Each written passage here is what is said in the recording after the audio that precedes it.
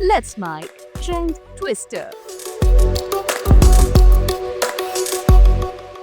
कांग्रेस प्रवक्ता सुप्रिया श्रीनेत ने एक्स पर एक वीडियो पोस्ट कर सीबीएसई 12वीं कक्षा के गणित पेपर पर छपे क्यूआर कोड का मामला उठाया। इस वीडियो में एक छात्रा ने क्यूआर कोड स्कैन किया तो यूट्यूब का लिंक खुला जिसमें रिक एस्टली का never gonna give you up video चल रहा है। सुप्रिया श्रीनेत ने दावा किया कि कुछ ऐसा ही केमिस्ट्री और फिजिक्स के पेपरों के साथ भी हुआ, जहां छात्रों को अप्रत्याशित रिकरोल प्रैंक का सामना करना पड़ा।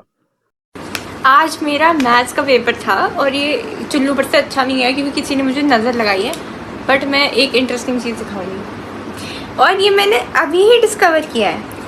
ये खोला मैंने फ़ोन पे स्कैनर, ओपन स्कैनर,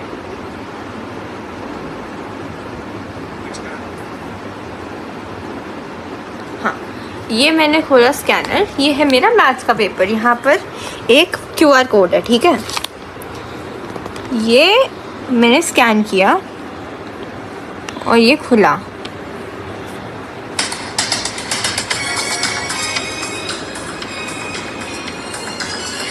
जो ये चुतिया किया ना सीबीएसई ने पेपर में भी और इसमें भी। I am so over this.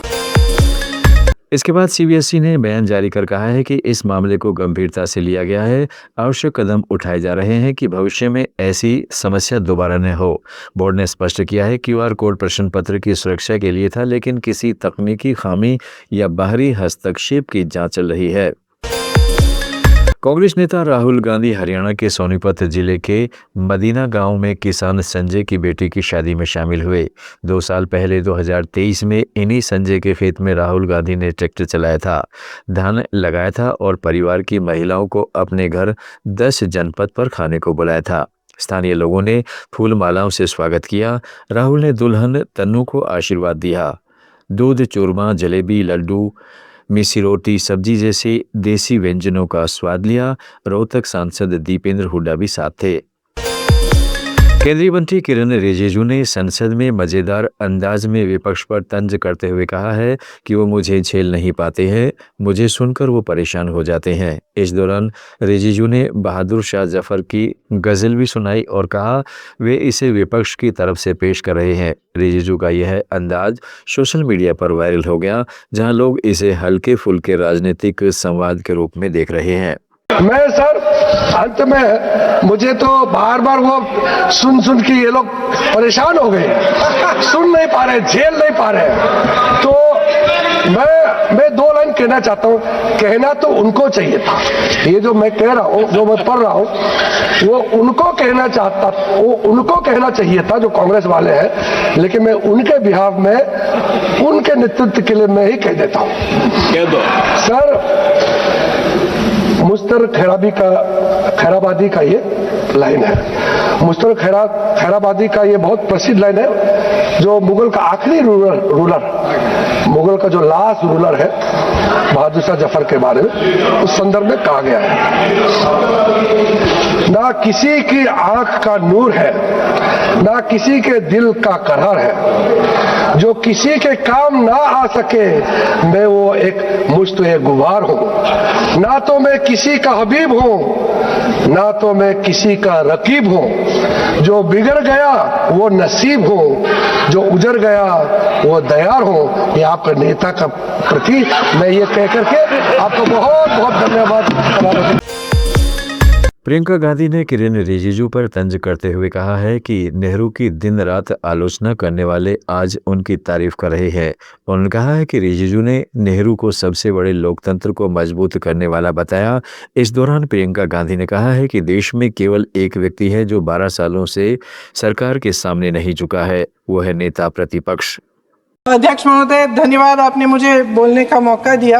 आपकी तारीफ, हाँ ठीक है। तारीफ करते करते ये भी कह दिया कि मैं इनकी बातों पर हंस रही थी, तो मैं कहना चाहती थी, स्पष्ट करना चाहती थी कि मैं क्यों हंस रही थी।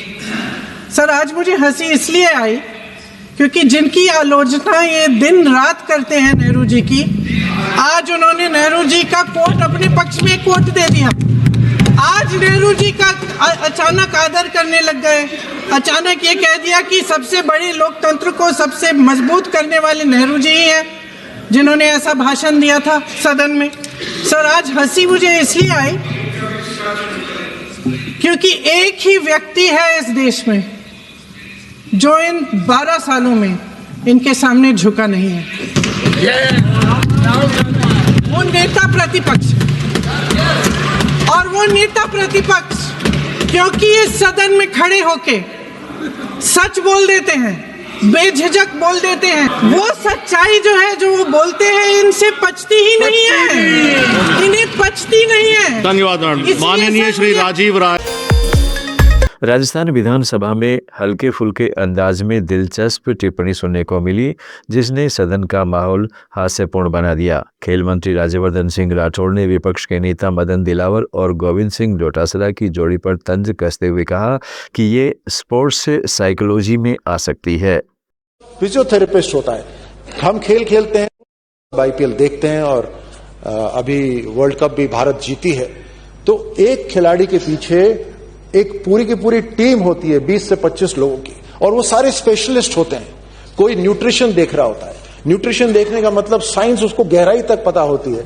दूसरा फिजियोथेरेपिस्ट होता है, हम खेल खेलते हैं तो उसमें मसल्स टूटती हैं, हड्डियां टूटती हैं, उसको किस तरह से जॉइंट्स को चला के रखना बहुत जरूरी हो गया है। उसी तरह बायोमैकेनिक्स, आजकल कैमरास लगाते हैं, आपकी बॉडी को स्टडी करते हैं कि बॉडी किस तरह से मूवमेंट कर रही है, उसको किस तरह से समर्थन देना है। फिजियोलॉजी का स्टडी होता है, साइकोलॉजिस्ट होते हैं, स्पोर्ट्स साइकोलॉजिस्ट होते हैं। वो स्पोर्ट्स साइकोलॉजिस्ट ये समझ जाता है कि अगर अमित जी खेल रहे हैं तो अमित जी को क्या चीज में बताऊंगा जिससे वो बिल्कुल उत्तेजित होकर शानदार प्रदर्शन करेंगे। जैसे उदाहरण के तौर पर दूसरे विधायक को देखकर विधायक जो उसी क्षेत्र के होते हैं उनमें एक उत्तेजना आ जाती है, तो ये सब साइकोलॉजी होती है। तो ये स्पोर्ट्स, इस सारी की सारी चीजें जुड़ती हैं, तब जाकर एक आपकी जैसे डोटासरा जी की और हमारे मदन दिलावर की जी जो जोड़ी है वो भी स्पोर्ट्स साइकोलॉजी के अंदर आ सकती है। ये उदाहरण ठीक है ना? दोनों को बुला के एक साथ भोजन करवा दो। अध्यक्ष महोदय, आज खेल नहीं रहा, आज खेल इकोनॉमी बन गई है, अर्थव्यवस्था बन गई है। हमारी आईपीएल ही आज $10 बिलियन की इंडस्ट्री है। खेल आज इंडस्ट्री हो गई है और इंडस्ट्री के साथ एक अपॉर्चुनिटी बन गई है। आज इकोनॉमिक्स है शामिल, उसके अंदर साइंटिफिक स्टडीज उसके अंदर शामिल है, टेक्निकल इकोसिस्टम उसके अंदर शामिल है। पूरी दुनिया के अंदर आज डायरेक्ट स्पोर्ट्स से जुड़ी हुई जो इकोनॉमी है वो $520 बिलियन की है, तकरीबन 50 लाख करोड़ की, और 2019 तक ये और बढ़ेगी।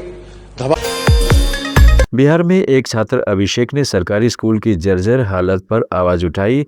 अपनी पढ़ाई के हक के लिए सोशल मीडिया पर वीडियो पोस्ट करने पर एसडीएम ने उसे सीधे जेल भेज दिया, जिससे पूरे राज्य में आक्रोश फैल गया है। सोशल मीडिया पर यूजर लिख रहे हैं कि यह घटना सिस्टम की गुंडागर्दी को उजागर करती है, जहां गरीब की आवाज दबाने के लिए लोकतांत्रिक तरीके अपनाने के बजाय जेल का सहारा लिया जाता है। लोगों का कहना है कि एसडीएम पर सख्त कार्रवाई होनी चाहिए और अभिषेक को तुरंत रिहा किया जाए। मैडम, आपको कैमरे के सामने बात करने में क्या दिक्कत है? हम लोग बंदूक में बार बात करते हैं। हाँ, कोई दिक्कत नहीं मैडम, धन्यवाद। हम तो सड़क पे ही बात करने के लिए तैयार हैं, कोई दिक्कत नहीं। आइए मैडम, आइए उधर सही, चलिए इधर सही, कोई दिक्कत नहीं मैडम, एकदम बैठ के बात करेंगे। आइए मैडम, 10 सालों से हमारे विद्यालय में समस्या थी। ठीक है। जब ग्रामीण जाते थे तो शिक्षक ये कहते थे कि आपका अधिकार नहीं है। समस्या क्या थी? पहली समस्या, 1 बजे के बाद रोज सभी बच्चों को एक कमरे में बंद करके भोजपुरी गाना बजा के नचवाया जाता था। भोजपुरी बच्चे कह रहे, रिकॉर्डिंग दिखाऊं, 26 मिलियन 27 मिलियन पूरे बिहार में फैल गया है। काम कीजिए, आपका नाम क्या है? अभिषेक, मैं छात्र हूँ।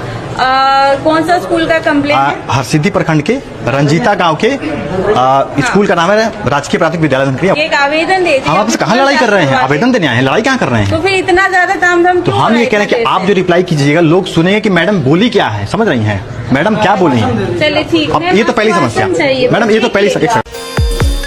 ट्रेन ट्विस्टर में आज इतना ही। जुड़े रहिएगा लेट्स माइक के साथ।